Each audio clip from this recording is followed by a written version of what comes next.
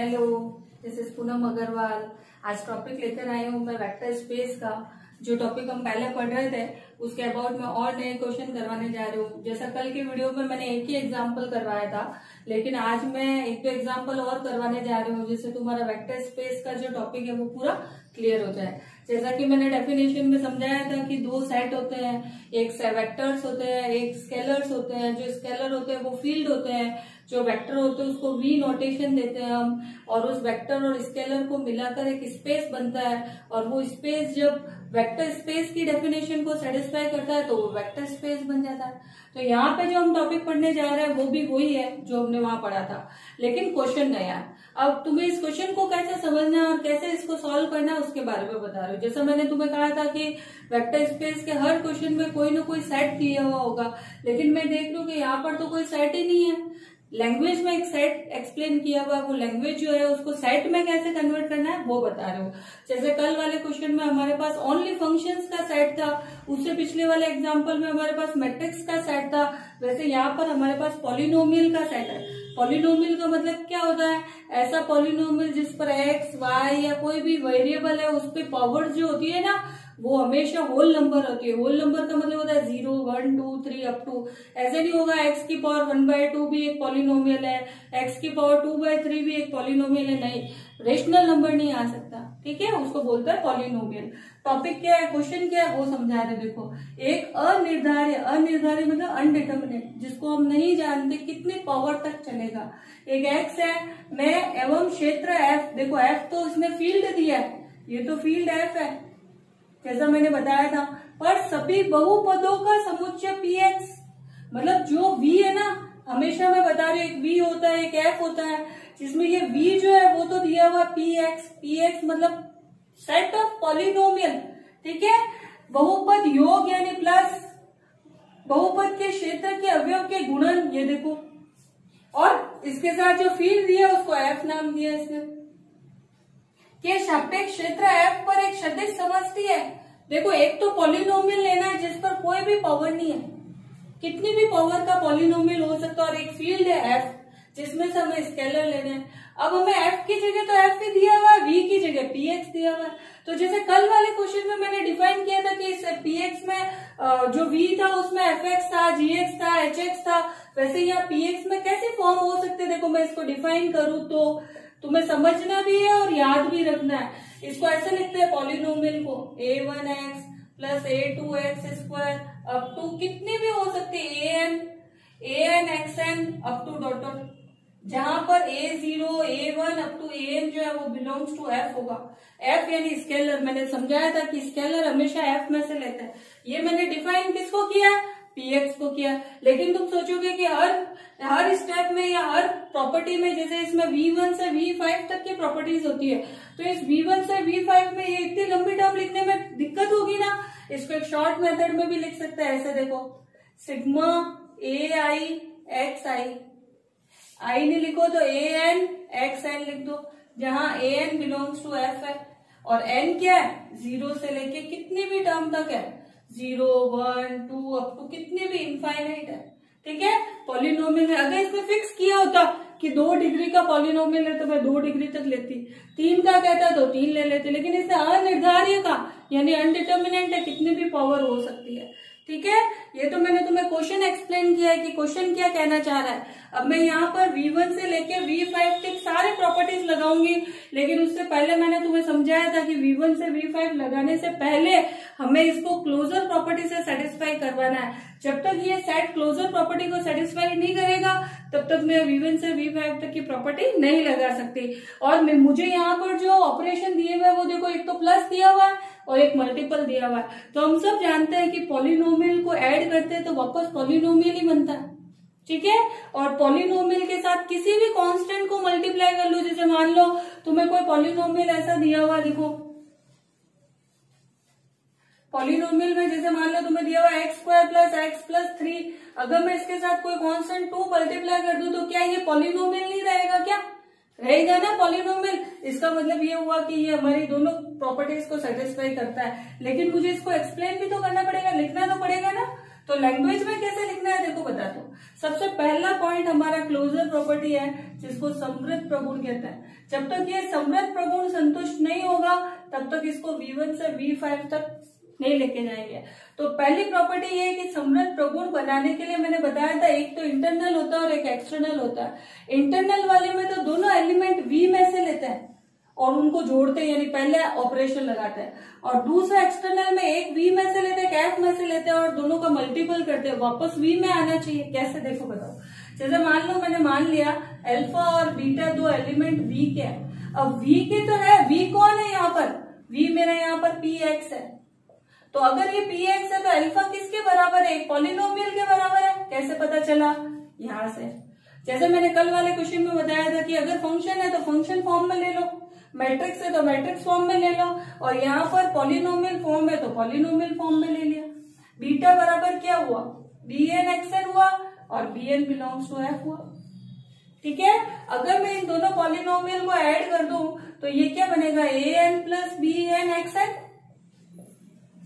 ये बनेगा An plus Bn और xn। ठीक है। क्या ये पॉलिनोमियल नहीं है क्या? बिल्कुल ये पॉलिनोमियल है। और ये n जो है वो कितना है? ये n जो है वो 1 से n नहीं है। ठीक है। n equal to 1 to infinite है, 1 टू इनफाइनाइट है, 1 टू इनफाइनाइट है ये।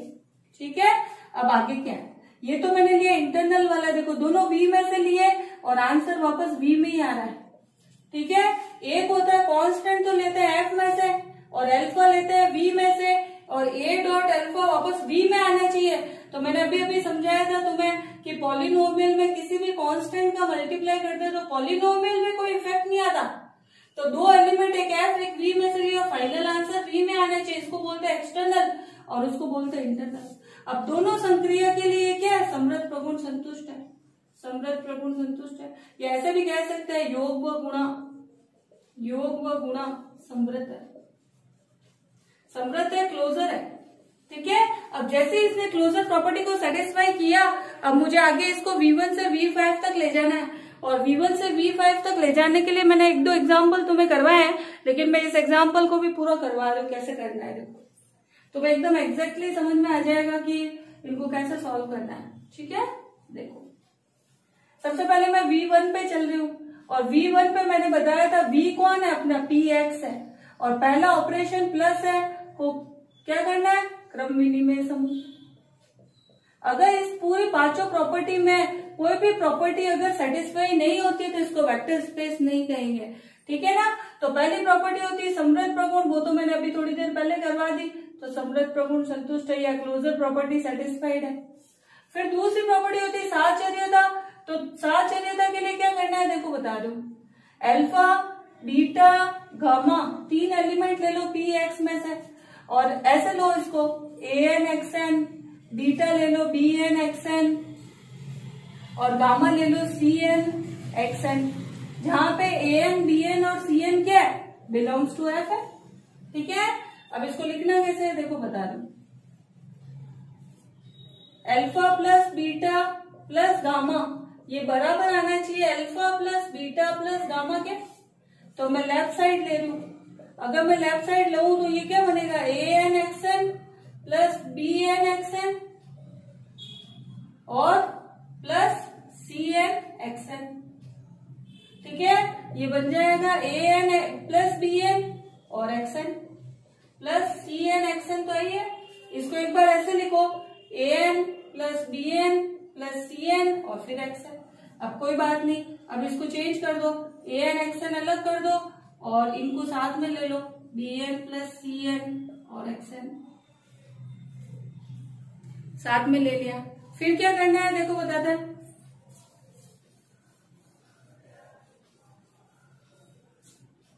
इनको साथ में लेके इसको ऐसे लिख लो, वापस से alpha plus beta plus gamma. तो क्या हो जाएगा? ये सहचारी है। फिर मैंने तुम्हें सिखाया था तत्समक का अस्तित्व, तत्समक का अस्तित्व, एग्जिस्टेंस ऑफ आइडेंटिटी जिसको बोलते हैं। हमारी प्रॉपर्टी होती है E प्लस अल्फा बराबर अल्फा प्लस E। तो मुझे तो ये लेना है, E प्लस अल्फा क्या है? An xn है, और वापस An xn ही आ रहा है। अगर मैं इसको सॉल्व करूं तो ये ऐसे बनेगा, देखो 0xn, क्या 0 पॉलिनोमियल नहीं होता क्या? 0 भी एक पॉलिनोमियल होता है, ठीक है। तो ये भी बिलोंग्स टू क्या आ जाएगा, px आ जाएगा, तो तत्समक विद्यमान हो जाएगा। फिर आती है बात प्रतिलोम की। प्रतिलोम का अस्तित्व, इसका मतलब होता है एग्जिस्टेंस ऑफ इनवर्स।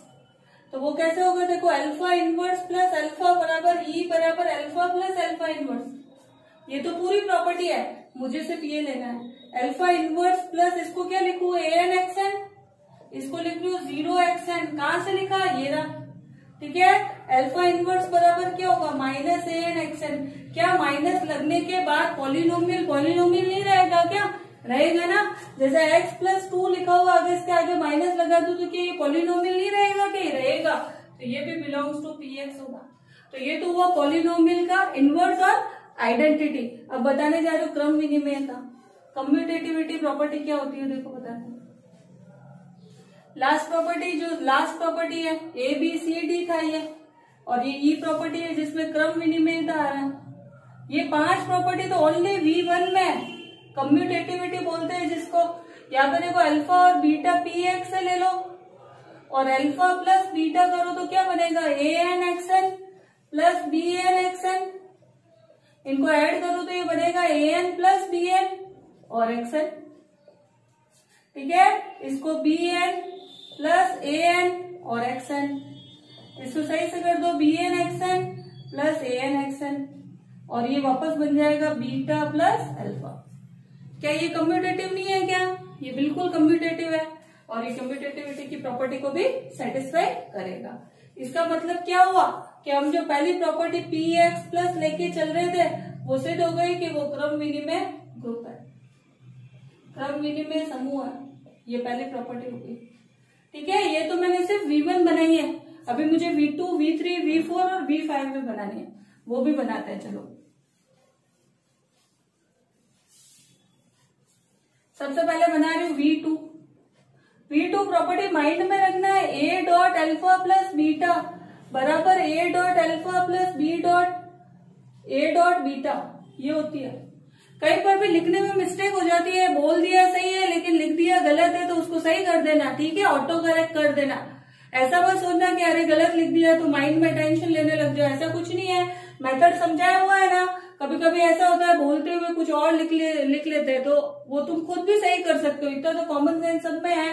देखो ए तो हमेशा लेते हैं, मैंने बताया था स्केलर में से, यानी कांस्टेंट लेता है, और अल्फा बीटा हमेशा वेक्टर लेते हैं, और वेक्टर हमारा v की जगह px दिया हुआ है। तो मेरे लिए ये अल्फा कौन है, ये अल्फा an xn है, और बीटा कौन है, bn xn है, ठीक है। अब इसको लिखू कैसे, a dot an xn plus bn xn, ऐसा लिखू। मुझे ये प्रॉपर्टी बनानी है, इसलिए मैं ये वैल्यू सब लेफ्ट हैंड साइड में रख रही हूँ। कहाँ रख रही हूँ, लेफ्ट हैंड साइड में रख रही हूँ, ठीक है। फिर इसको ऐसा लिखो, a dot an plus bn और xn, लिख सकती हो ना, लिख दिया। फिर अब इसको क्या लिखो, a dot an plus bn और xn। तो वैसे समझो कि ये एक पॉलिनोमियल है, कितने भी पावर का, 2 पावर का, 3 पावर का, 4 पावर का, कितनी भी पावर का, और ये बाहर a जो लिखा हो 2, 3, 4, 5 कोई भी कांस्टेंट है, तो कांस्टेंट मल्टीप्लाई नहीं हो सकता क्या पॉलिनोमियल में, बिल्कुल हो सकता है। और जब भी पॉलिनोमियल से मल्टीप्लाई होगा तो ये ऐसे होगा, ये ऐसे बनेगा। और सिग्मा इसलिए लगा रही हूं क्योंकि बहुत सारे टर्म्स है, ये सिग्मा आएगा यहाँ पे, ठीक है। अब इसको कैसे लिखूं, an xn plus bn xn, ये बनेगा an xn plus bn xn, और ये बन जाएगा a alpha plus a beta. ये बन गई हमारी प्रॉपर्टी। कौन सी प्रॉपर्टी बन गई, जो हमारी ये प्रॉपर्टी थी। तो इसको कहते क्या है, अदिश गुणन, सदिश योग, बंटनता।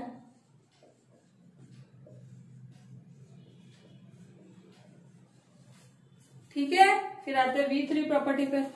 V3 प्रॉपर्टी क्या होती है, देखो बताते हैं।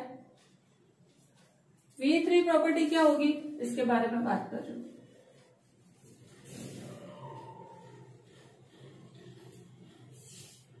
V3 प्रॉपर्टी देखते हैं।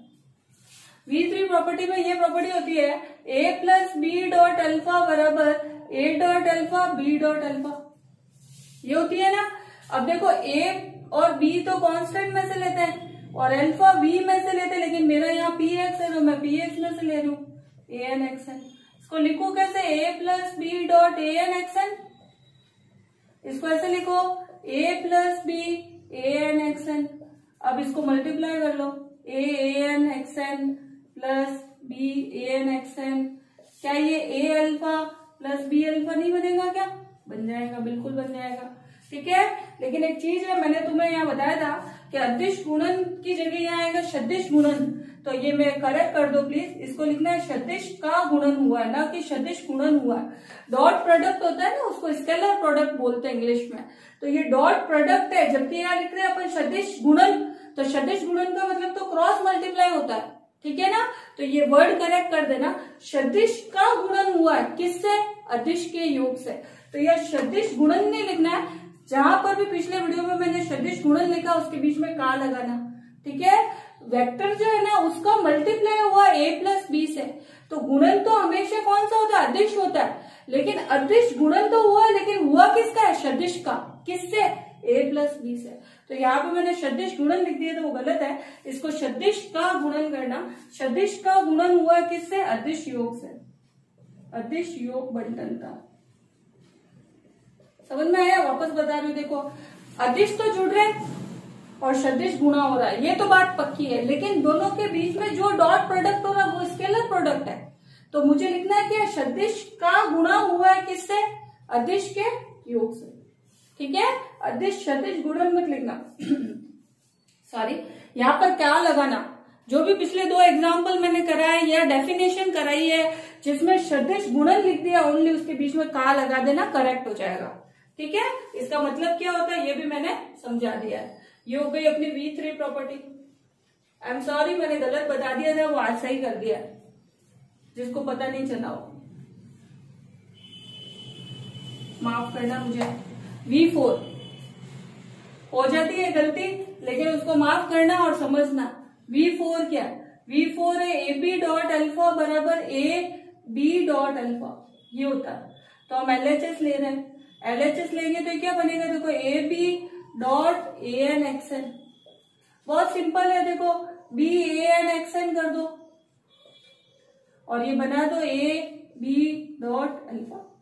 इसको बोलते हैं अदिश गुणन सहचार्य, अदिश गुणन सहचार्य, यानी ठीक है। ये बन गई V4 प्रॉपर्टी। उसके आगे क्या है? उसके आगे एक और है V5 property, last property. V5 वाली प्रॉपर्टी क्या है देखो बताते हैं। 1 डॉट अल्फा बराबर अल्फा आना चाहिए, तो 1 डॉट AnXn करूं तो 1 से किसी भी पॉलिनोमियल को मल्टीप्लाई करूंगी तो यही आएगा ना। इसका मतलब क्या हुआ? V1 से V5 तक संतुष्ट है, और सेटिस्फाई होने की वजह से क्या हुआ? PXF एक सदिश समष्टि है, ये प्रूफ हो गया। अब तुम सोचोगे कि सारे क्वेश्चन यही करवा रहे हैं, सदिश समष्टि है, सदिश समष्टि है, कोई एक क्वेश्चन तो ऐसा लाओ जो सदिश समष्टि नहीं है। तो ऐसे क्वेश्चन आगे है जिसमें सदिश समष्टि नहीं होगी, ठीक है। लेकिन ये जो टॉपिक मैंने पढ़ा है ये सब सदिश समष्टि वाला ही है, ठीक है। चलो एक एग्जाम्पल और करवाते हैं।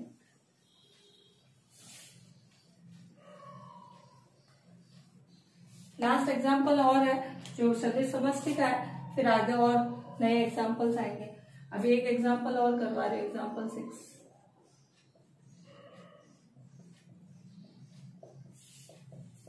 क्वेश्चन इसलिए लिखते हैं जिससे तुम्हें पता चले कि हाँ इस क्वेश्चन में क्या पूछा है, कैसे इसको हैंडल करना है। एग्जाम में क्वेश्चन तो इनमें से आएंगे, दूसरा कोई नहीं आएगा, लेकिन फिर भी हमें पता तो चलना चाहिए कि अगर दूसरा क्वेश्चन आ जाए तो उसको कैसे समझना है, ठीक है ना।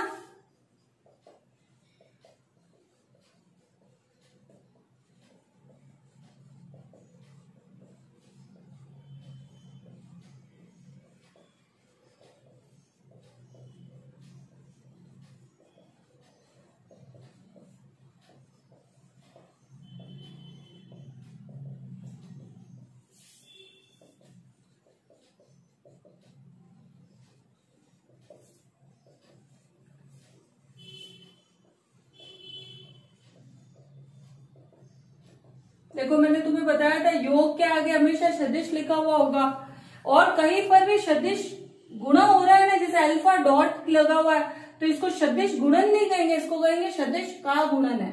ठीक है, सदिश से गुणा हुआ है, ना कि सदिश गुणन हुआ है। सदिश गुणन वर्ड आते हैं वैल्यू चेंज हो जाती है।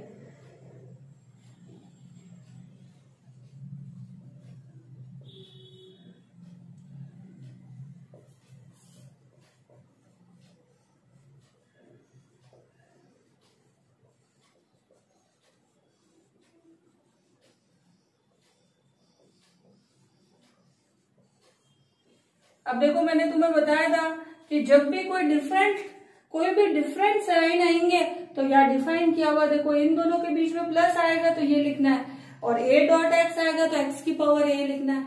जहां पर x और y जो है ना वो तो दिए हुए r प्लस में से, a r में से दिया हुआ और x जो है वो r प्लस में से दिया हुआ। अब तुम समझा रहे हो क्वेश्चन को कैसे समझना है। देखो पहले क्वेश्चन को कैसे समझना है, फिर कैसे इसको सॉल्व करना है। क्वेश्चन इतना बड़ा है, देखो क्या लिखा हुआ, धनात्मक वास्तविक संख्या है, मतलब रियल नंबर में कौन आता है, रियल नंबर में आयोटा और इनफाइनाइट को छोड़ के सब आता है। लेकिन इसने एक कंडीशन डाल दी है कि अब सिर्फ पॉजिटिव रियल नंबर लेना है, नेगेटिव भी नहीं लेना है। तो इसका मतलब ये हुआ कि एक तो v होता है और एक f होता है, जैसा मैं इतनी देर से क्वेश्चंस में समझा रही हूँ।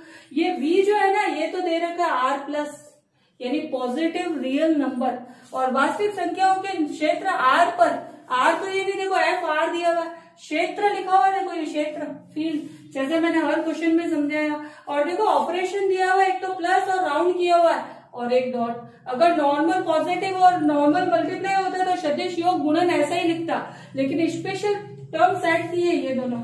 ठीक है, के लिए क्वेश्चन वही है, देखो सदिश समझती है ना। लेकिन इसने जब नया साइन है, जैसे पिछले क्वेश्चन में ओनली योग था तो नॉर्मली जोड़ दिया, गुणन लिखा होता है तो नॉर्मली मल्टीप्लाई कर दिया। लेकिन यहाँ पर साइन चेंज किया तो देखो इसने ये भी चेंज किया कि अगर दो एलिमेंट ऐसे है और इसमें ये प्लस साइन है तो x प्लस वाई मत करना, x इंटू वाई करना।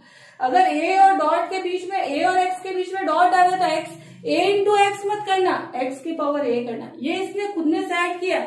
अब मुझे इस क्वेश्चन को कैसे हैंडल करना है वो बता रही हूँ। मेरा क्वेश्चन है सदिश समष्टि का, और सदिश समष्टि तो तभी बनती है जब ये क्या करता है, क्लोजर प्रॉपर्टी को सेटिस्फाई करना है। कौन सी क्लोजर प्रॉपर्टी को, जो प्रॉपर्टी यहाँ दी हुई, जो यहाँ ऑपरेशन दिया है। तो पहले तो मैं इन दोनों ऑपरेशन के लिए क्लोजर प्रॉपर्टी बनाऊंगी और उसके बाद V1 से लेके V5 तक इसको लेके जाऊंगी। तो सबसे पहले मैं समृद्ध प्रगुण संतुष्ट करवाने के लिए क्या करना है, देखो बता रहे हैं। क्वेश्चन देखो मैंने समझा दिया, इसलिए हटा दूं। ठीक है, ये डेफिनेशन ध्यान रखनी है। सबसे पहली बात है समृद्ध प्रगुण की, और समृद्ध प्रगुण के लिए मैंने तुम्हें समझाया था कि हमेशा एक इंटरनल होता है, एक एक्सटर्नल होता है। पहले दो एलिमेंट V में से लेते हैं, तो मैं ले रही हूँ x और y। अब तुम सोचोगे पहले तो अल्फा बीटा लिया था, तो ये अल्फा बीटा भी ले सकते हो, ये तुम्हें समझना है। ठीक है, नोटेशन से कोई फर्क नहीं पड़ता, ये एक्स वाई लो चाहे अल्फा बीटा लो। ठीक है, अब पहला ऑपरेशन प्लस का है, y है और बराबर x इंटू वाई है, ये वापस r प्लस में आना चाहिए। तो मैं ये कैसे कह सकती हूँ कि ये प्लस में ही आएगा, देखो बता दो, x पॉजिटिव है, y भी पॉजिटिव है, ऊपर लिखा। अगर मैं इन दोनों को ऐसे लिखूं और दोनों का मल्टीप्लाई करूं तो क्या ये कभी नेगेटिव होगा, क्या नहीं होगा। तो दो एलिमेंट जो v में से लिए क्या वापस v में आ रहे हैं क्या, हाँ बिल्कुल आ रहे हैं। इसका मतलब जो इंटरनल कंपोजिशन है वो करेक्ट है। दूसरा मैंने तुम्हें समझाया था, एक तो लेते हैं f में से और एक लेते हैं v में से, और दोनों के बीच में सेकेंड वाला ऑपरेशन लगा तो x की पावर a आएगा। अब मेरी बात सुनना ध्यान से, ये x की power a belongs to r plus आना चाहिए, v में आता है ये एलिमेंट, क्या ये v में आएगा, चेक करते हैं। देखो इसने तो कह दिया, बाउंड कर दिया कि ये पॉजिटिव ही लेने, तो मुझे पता है x तो पॉजिटिव है, लेकिन इसने तो बाउंड नहीं किया ना, इसमें तो नेगेटिव पॉजिटिव कोई भी वैल्यू आ सकती है। तब अगर x के ऊपर a की पावर नेगेटिव आ गई तो क्या ये r प्लस में रहेगा, अगर a की वैल्यू नेगेटिव आ गई तो क्या ये r पॉजिटिव में रहेगा, क्या ये तो नेगेटिव हो जाएगा ना, होगा क्या, नहीं होगा। ये देखो बता दूं, जैसे मान लो -2 बिलोंग्स टू r है, तो मैंने x के ऊपर -2 लगाया, तो क्या ये नेगेटिव वैल्यू है, नहीं है। इसको 1/x की पावर 2 भी तो कर सकते हैं ना। नेगेटिव का मतलब बाहर नेगेटिव नहीं आना चाहिए, पावर पे नेगेटिव आ गई तो क्या फर्क पड़ गया, इसको पॉजिटिव बना सकते हैं ना। तो क्या ये बिलोंग्स टू r प्लस होगा, क्या ये होगा। क्यों होगा, क्योंकि ए नेगेटिव आने से इसके आगे नेगेटिव नहीं आएगा और ओवरऑल जो भी ये वैल्यू आएगी वो आएगी तो पॉजिटिव आएगी। तो एक्सटर्नल कंपोजिशन क्या कहता है, एक एलिमेंट एफ में से लेना है, एक वी में से लेना है, वापस डॉट लगाने के बाद वापस वी में आना चाहिए। तो पहला तो है इंटरनल और दूसरा एक्सटर्नल, और दोनों कंडीशन में हमारे समृद्ध प्रगुण जो है वो संतुष्ट है। या ऐसा भी लिख सकते हैं प्लस डॉट समृद्ध है। ठीक है, ये तो हो गई मेरी क्लोजर प्रॉपर्टी, ये तो हो गई मेरी क्लोजर प्रॉपर्टी। फिर आगे क्या है देखो बताता है।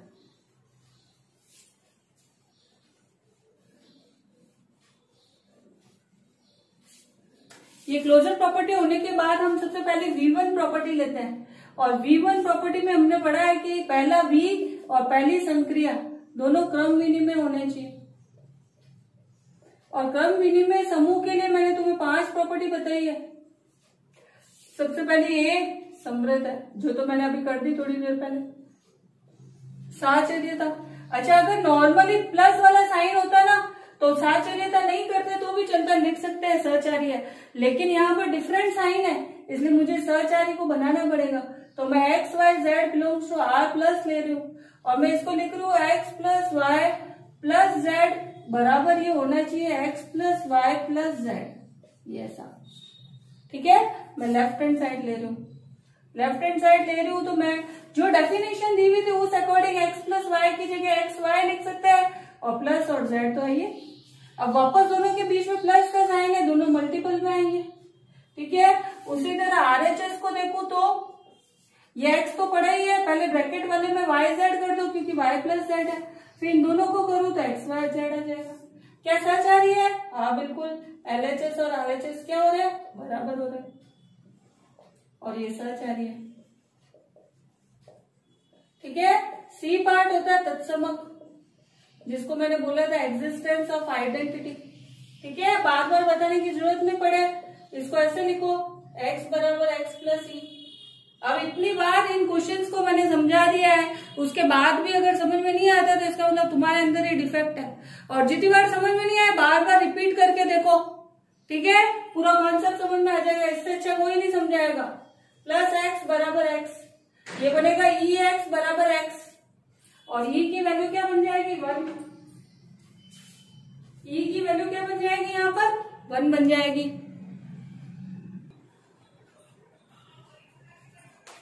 यहाँ पर ई की वैल्यू क्या आएगी 1। यहाँ पे जो 1 है क्या वो रियल नंबर नहीं है क्या, वो रियल नंबर है और रियल पॉजिटिव नंबर है। ठीक है, अब उसके बाद आगे क्या है देखो बताऊं।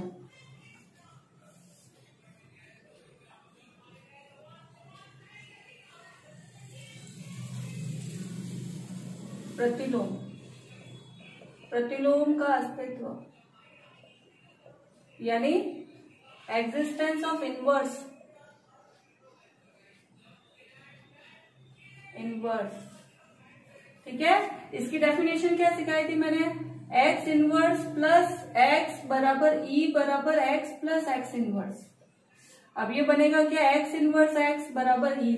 अब इनका मल्टीप्लाई कैसे हुआ हमने पढ़ा अभी थोड़ी देर पहले कि एक्स प्लस वाई बराबर एक्स इंटू वाई है, जो डेफिनेशन दी हुई थी। इसको काट मत देना, ये एक्स इनवर्स की वैल्यू, और ई क्या निकाला हमने 1, तो एक्स इनवर्स क्या आएगा 1 अपॉन एक्स। ये भी बिलोंग्स टू आर प्लस होगा, कैसे पता चला, एक्स तो ऑलरेडी पॉजिटिव था और 1 भी पॉजिटिव है तो ओवरऑल सब पॉजिटिव आएंगे, तो ये प्रतिलोम हो गया। फिर आगे आता है क्या, इसके आगे आएगा अपने क्रम विनिमयता। क्रम विनिमयता क्या होता है देखो, एक्स और Y belongs to R plus होता है, तो एक्स प्लस वाई बराबर एक्स वाई है। क्या इसको वाई एक्स करके इसको वाई प्लस एक्स नहीं लिख सकते क्या, लिख सकते हैं ना, इसका मतलब ये है कि क्रम विनिमय है। ठीक है, पांचों प्रॉपर्टी सेटिस्फाई हुई, इसका मतलब अभी तक हमने सिर्फ V1 प्रॉपर्टी को सेटिस्फाई किया। किसको, V1 को। V1 प्रॉपर्टी क्या थी, R प्लस प्लस क्या है, क्रम विनिमय समूह।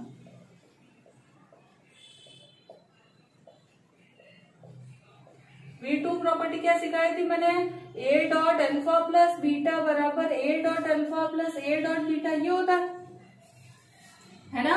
तो A क्या है, A तो रियल नंबर है, यहाँ अल्फा बीटा की जगह मैं एक्स वाई ले रही थी तो मैं एक्स वाई ले रही हूँ। मेरे डेफिनेशन के अकॉर्डिंग मेरी ये जो सेकेंड ऑपरेशन है वो ये है और ये एक्स प्लस वाई है। ये बराबर किसके आना चाहिए, A dot X plus A dot Y, ये ऐसा आना चाहिए। ठीक है, by the definition of V2, कौन सी प्रॉपर्टी से, V2 प्रॉपर्टी से।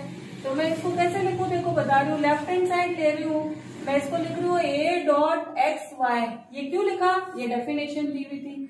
डॉट का मतलब एक्स वाई के ऊपर ए पावर, ठीक है, ये दिया हुआ था ना क्वेश्चन के अंदर, वही लिख रही हूँ। अभी हो गया एक्स की पावर ए और वाई की पावर ए।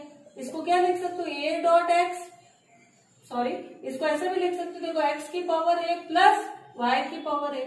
उल्टी डेफिनेशन लग रही है, पहले मल्टी प्लस था तो मल्टीप्लाई लगाया था, मल्टीप्लाई है तो प्लस लगा दिया। A dot X plus A dot Y, ठीक है, ये हो गए V2 प्रॉपर्टी। इसको क्या बोलते हैं, सदिश योग, पहले लिखते हैं अदिश गुणन, सदिश योग बंटन है।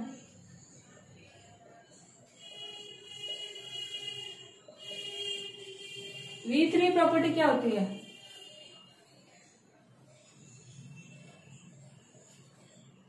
V3 प्रॉपर्टी होती है अपने पास a plus B dot alpha बराबर a dot alpha plus b dot alpha. ये तो मैं डेफिनेशन लिख रही हूँ, a और b r में से लेना है और x लेना है r प्लस में से। और लिखना कैसे है, देखो बता रही हूँ, a plus b dot x बराबर क्या आना चाहिए, a dot x plus b dot x, ऐसा आना चाहिए।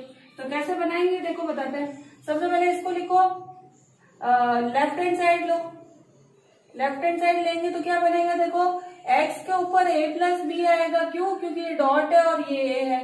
इसको क्या लिखो, x की पावर a x की पावर b, इसको लिखो x की पावर a प्लस x की पावर b, इसको लिखो a dot x plus a b dot x। ये देखो ये बन गया, ठीक है। तो मैं से मत समझना कि इसके बीच में तो आपने राउंड वाला प्लस नहीं लगाया, तो इसका रीजन बता रहे हो। देखो ये अदिश योग कभी नहीं होता, अदिश योग का हमेशा गुणा होता है। तो ये प्लस कौन सा प्लस है, ये नॉर्मल प्लस है, प्लस ये वाला जो है वो हमें क्वेश्चन में दिया हुआ, ठीक है। ये प्रॉपर्टी प्रूफ हो गई यहाँ पे। फिर लास्ट प्रॉपर्टी V3 हो गई। V4 प्रॉपर्टी क्या है, देखो V4 प्रॉपर्टी होती है ए बी डॉट एक्स, ये होती है प्रॉपर्टी। इसको क्या लिखूं, इसको ऐसे लिखना पड़ेगा, a dot B dot X. अब तुम सोचोगे यहाँ पे डॉट कैसे आया, तो मैंने तुम्हें बता दिया है कि जो ये प्रॉपर्टी होती है इसमें डॉट जो है वो अदिशों के बीच में आता है। सदिश में हमेशा ये जो अदिश होते हैं ना, ये इनके बीच में ये डॉट आएगा। देखो a और b है ना, इसको क्या लिखो, b डॉट एक्स की पावर a लिखो, इसको लिख सकते हो x की पावर b की पावर a, वापस इसको लिखो x की पावर ए बी और ये बन जाएगा ए बी डॉट एक्स। हर बार तो अपन ऐसे लिखते हैं इसको ए बी एक्स बराबर ए बी एक्स, लेकिन इस बार उल्टा लिया, देखो राइट हैंड साइड वाला लिया है और लेफ्ट हैंड साइड वाला निकाला है। तो ये V4 प्रॉपर्टी होगी, इसको बोलते हैं अदिश गुणन सहचार्य।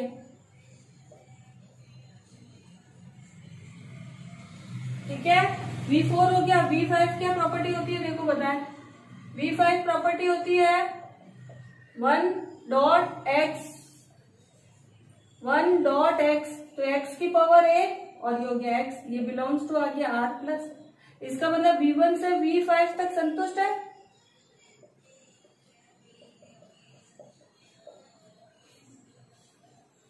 तो r प्लस r क्या है, एक सदिश समष्टि है।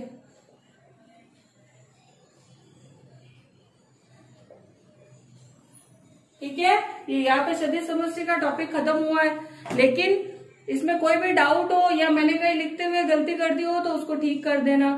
ठीक है, और कोई भी डाउट हो तो कमेंट बॉक्स में कमेंट कर देना, उसका रिप्लाई दे देंगे। ठीक है, अगर वीडियो पसंद आए तो लाइक कर देना और शेयर कर देना। Thank you very much.